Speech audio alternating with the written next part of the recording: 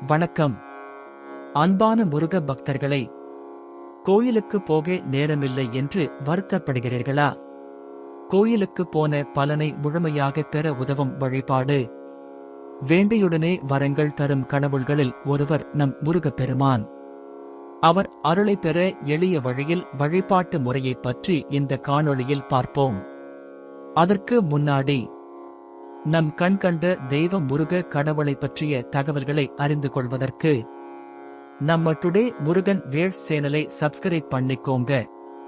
அப்படியே ஒரு லைக்கும் பண்ணிருங்க. முருகனை எளிதாக வழிபட குங்குமம், சந்தனம் வைத்து மனமுருகி ஓம் சரவணபவ அல்லது கந்த சஷ்டி கவசம் மந்திரங்களை உச்சரிப்பதுடன் அவருக்கு பிடித்தமான தேன், தினை மாவு பிரசாதத்தை படைத்து வழிபடுவது சிறந்த முறையாகும். இது மன அமைதி, நிம்மதி மற்றும் செல்வ வளத்தை தரும். எளிய வழிபாட்டு முறைகள். தினசரி வழிபாடு. முருகன் படம் அல்லது சிலைக்கு குங்குமம், சந்தனம் வைத்து மலர் மாலை சாற்றவும்.